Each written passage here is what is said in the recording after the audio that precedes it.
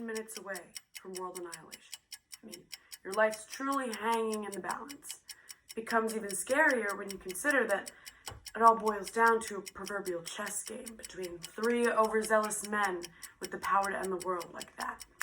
The world was on the precipice of nuclear disaster. Today, we are going to uncover how we reached such a critical point of conflict and explore the significance of the Cuban Revolution in the development of this crisis. And I'm going to start from the beginning. There were already some serious conflicts between the United States and the commie-ridden USSR in the 1950s, and I'm going to bet that everyone knows that at the end of World War II, the USSR and America were the two world powers. These powers had such differing ideologies, and they hated each other so much that it was polarizing. And when I'm talking about hate, I mean despise. I could go into the Red Scare and McCarthyism, but essentially there was this feeling that these commies were going to come destroy your nuclear family and turn you into homosexuals in the process. Oh, and that they could be anywhere, even your coworkers. No one was safe. So a little country like Cuba, south of the US, having a successful socialist revolution, that really made Americans sweat. Since the US stopped being all separationalist in World War I, they haven't been able to get their fingers out of international affairs. Fulgencio Batista was elected president of Cuba in 1940 and to 1944. Perfect term, right? Nope. From 1952 to 1958, he became Cuba's United States-backed dictator. Yep, the United States backed this dictator. That's not too uncommon. Awesome. So, the years of corruption and brutality during Batista's dictatorship inspired a popular socialist revolution that gave Fidel and Raul Castro the evidence they needed to overthrow Batista and seize military and political control of Cuba.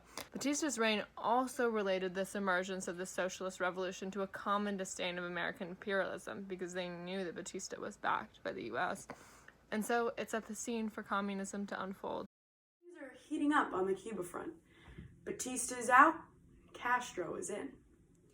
And suddenly the US has lost its tight imperialistic grip it's had over Cuba for so long.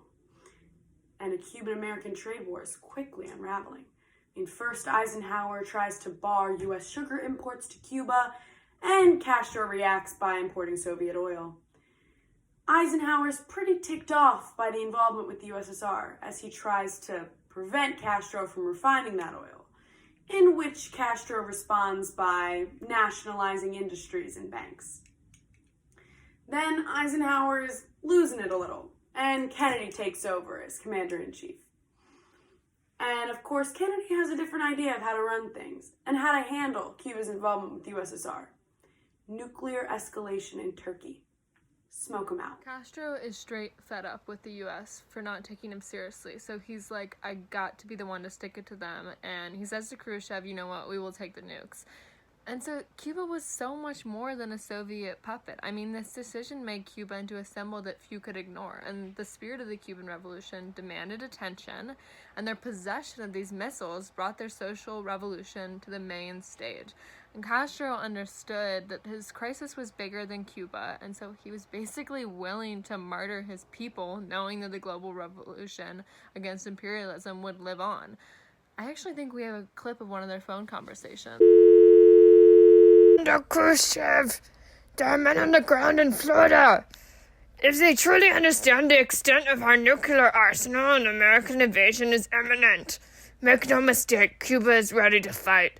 The imperialists have spit on our attempts to keep the peace. They've invaded our airspace, blocked our ports, and closed our airs to breathe in.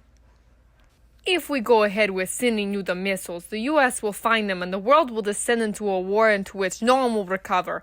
Our ships are turning back. Oil and food is still on the way. Do you speak of? We need the missiles now more than ever if the U.S. is planning to invade and declare war by blockade. We cannot back down now.